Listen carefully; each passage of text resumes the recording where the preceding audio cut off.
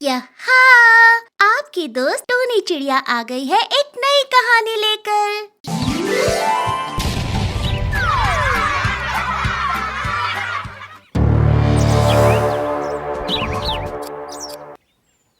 चुड़ैल का नौकर। शाम का समय एक कालू नामक कौवा अकेला एक अनजान इलाके में उड़ान भर रहा था। तभी उसे एक जगह कई सारा सोना और पैसे दिखाई देते हैं जो वहीं जमीन पर पड़े हुए थे। अरे ये क्या, यहाँ तो कितना सारा पैसा और सोना पड़ा है। चलो नीचे चलकर देखना होगा। कालू कौवा नीचे जमीन पर आता है और वो पैसा और सोना उठाकर देखने लगता है। अरे वाह वाह वाह, यहाँ तो पूरा खजाना पड़ा है। लगता है मेरी तो लॉटरी लगने वाली है अब। अरे वाह वाह वाह। कालू कौवा फटाफट वो सोना और पैसे समेटने लगता है। तभी वहाँ एक अनजान चिड़िया प्रकट होती है और वो कालू कौवे से कहती है, ए कौवे, कौन है तू और मेरे इस खजाने को तूने हाथ लगाने की हिम्मत कैसे की? कालू कौवा उस चिड़िया को देखकर घबरा जाता है। अरे मैं तो बस देख रहा था चिड़िया बहन कि ये खजाना इतना सारा कैसे। अच्छा मैं चलता हूँ। कौवे, ये सारा खजाना तेरा हो सकता है, बस तुझे मेरा एक कार्य करना होगा। कैसा कार्य? मुझे ना कब से एक नौकर की तलाश है। क्या तुम मेरे नौकर बनोगे? मेरा घर यही पास में है। मैं जो कहूँगी तुम्हें वो करना होगा और अगर तुम मेरे बताए हुए कार्य को अच्छे से करने लगे तो मैं तुम्हें इस खजाने से भी कहीं ज्यादा पैसा और सोना दूंगी। अरे मौका अच्छा है। वैसे भी मैं कब से अपने जंगल में कार्य ढूंढ रहा हूँ और अब तक मुझे कोई ढंग का कार्य ही नहीं मिला है। हाँ, ये मौका अच्छा है। अरे हाँ, बोल दे इस चिड़िया को। क्या हुआ? क्या विचार कर रहे हो? मेरा नौकर नहीं बनना है क्या? अरे नहीं, बनना है ना। मैं तुम्हारा हर कार्य करने को राजी हूँ। अरे बताओ मुझे क्या करना होगा? अब से ये सारा सोना और खजाना तुम्हारा है। शाम को जब तुम अपने घोंसले में जाओगे तो ये सब अपने साथ लेकर चले जाना। अच्छा, अब मेरे साथ चलो। ये बात सुनकर कालू कौवा बहुत खुश हो जाता है और वो उस अनजान चिड़िया के पीछे पीछे जाता है। तभी वो अनजान चिड़िया एक बड़े से महल जैसे घर में घुस जाती है। उस महल को देखकर कालू कौवे की आंखें फटी की फटी रह जाती हैं। अरे बाप रे, ये घर तो पूरा का पूरा महल है। अरे मालकिन, आप यहाँ अकेली रहती हो? हाँ, अब चलो, मेरे पैर दबा दो, मेरे पैरों में बहुत दर्द हो रहा है। वो अनजान चिड़िया वहीं बड़े से बेड पर लेट जाती है और अपना चेहरा उस कौवे से छिपाकर इधर की ओर कर देती है। तभी कालू कौवा उस अनजान चिड़िया के पैर दबाने लगता है। तभी वो अनजान चिड़िया का चेहरा एक भयानक चुड़ैल चिड़िया की तरह हो जाता है। वो अनजान चिड़िया एक भयानक चुड़ैल थी, पर ये बात उस कालू कौवे को दिखाई नहीं दे रही थी। वो तो बस चुड़ैल चिड़िया के पैर दबाने में लगा हुआ था। सुन कौवे, तू जिस जंगल में रहता है वहाँ और भी पक्षी और जानवर रहते हैं क्या? हाँ मालकिन, उस जंगल में बहुत से पक्षी और जानवर रहते हैं। चलो, अपना तीर तो बराबर निशाने पर लगा है। अब ये मेरा नौकर मेरी भूख मिटाने का जरिया बनेगा। तभी वो चुड़ैल चिड़िया वापस से एक साधारण चिड़िया के अवतार में आ जाती है और वो उठकर उस कौवे के सामने बैठ जाती है।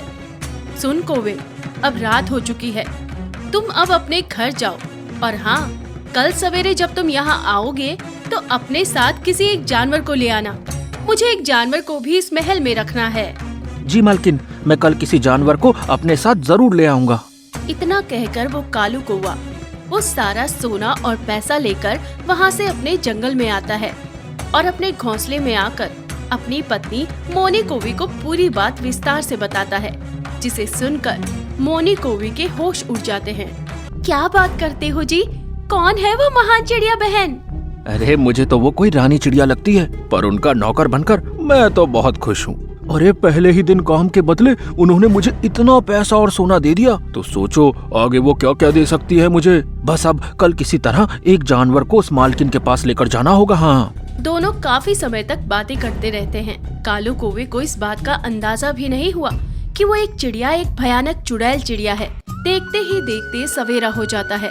तभी कालू कौवा उसी जंगल की एक हिरन के पास जाता है और उसे उस चुड़ैल चिड़िया के बारे में बताता है, जिसके बाद वो हिरन उस कालू कौवे के साथ उस चुड़ैल चिड़िया के पास चलने को राजी हो जाती है।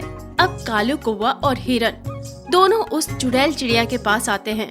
ठीक है कौवे, मैं इस हिरन को अपने साथ कार्य पर रखने को तैयार हूँ।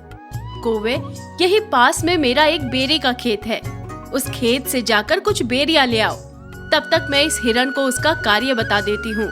चुड़ैल चिड़िया की बात सुनकर कालू कौवा वहाँ से चला जाता है।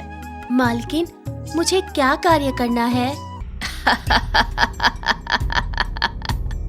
अरे तुझे कुछ नहीं करना है हिरन, अरे तू तो मेरी शिकार बनने वाली है।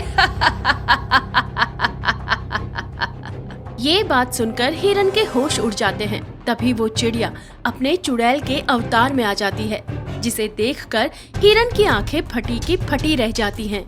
चुड़ैल! अरे बाप रे, ये तो चुड़ैल है। वो हिरन दौड़ते हुए दरवाजे के पास जाती है। तभी उस महल का दरवाजा अपने आप बंद हो जाता है। अरे ये दरवाजा कैसे बंद हो गया? अरे कौवे भाई, अरे कौवे भाई, दरवाजा खोलिए, दरवाजा खोलिए कौवे भाई। यही डर देखना चाहती थी मैं अपने शिकार की आंखों में। हिरन, अब तो मेरा शिकार बनने वाली है, अब तुझे मुझसे कोई नहीं बचा सकता। तभी वो चुड़ैल चिड़िया धीरे धीरे उस हिरन की ओर बढ़ने लगती है। नहीं नहीं, मेरे पास मत आना, मुझे यहाँ से जाने दो चुड़ैल बहन, मुझे छोड़ दो। अरे कौवे भाई दरवाजा खोल दो। अरे कहाँ मर गए कौवे भाई? तभी वो चुड़ैल चिड़िया उस हिरन पर हमला कर देती है और उसे वहीं चबा चबा कर खा जाती है और फिर से एक साधारण चिड़िया के अवतार में आ जाती है। तभी कालू कौवा वहाँ आ जाता है। अरे मालकिन, वो हिरन बहन नहीं दिख रही, वो कहाँ है? उसे मैंने अपने पुराने घर में सफाई करने भेज दिया है, चलो अब तुम मेरे पैर दबाओ। कालू कौवे को इस बात की भनक भी नहीं लगी कि वो जिसे अपनी मालकिन समझकर उसकी सेवा कर रहा है वो एक भयानक चुड़ैल है। इसी तरह कालू कौवा उस चुड़ैल चिड़िया का नौकर बनकर उसकी सेवा करने लगा और वो चुड़ैल चिड़िया रोज उस कालू के हाथों जंगल के एक पक्षी और जानवर को बुलाती रही और उन्हें मार कर खाती रही। एक दिन सवेरे कालू कौवा अपनी पत्नी मोनी कौवी को उस चुड़ैल के महल में ले आता है। अरे कौवे, ये कौवी कौन है? मालकिन, ये मेरी पत्नी मोनी कौवी है, आप इसे भी अपने पास कार्य पर रख लीजिए। इसे कार्य पर नहीं कौवे, इसे तो मैं अपने पेट में रखूंगी। जैसे मैंने और पक्षी और जानवरों को मार कर खाया है, अब मैं इस कौवी को भी अपना शिकार बनाकर खाऊंगी। हाँ कौवे, मैं तुम्हारी पत्नी को बहुत अच्छा कार्य देती हूँ। अब तुम जाओ और उस खेत से बेरिया ले आओ। वो कौवा वहाँ से चला जाता है। तभी वो चुड़ैल चिड़िया अपने असली चुड़ैल के अवतार में आ जाती है, जिसे देखकर मोनी कौवी के होश उड़ जाते हैं। अरे बाप रे, ये चिड़िया तो चुड़ैल है। हाँ, मैं एक चुड़ैल हूँ और मैं कई दिनों से तुम्हारे पति को बेवकूफ बनाकर जंगल के पक्षी और जानवरों को यहाँ बुला रही हूँ और उन्हें मारकर खा रही हूँ। अब मैं तुम्हें भी मारकर खा जाऊंगी।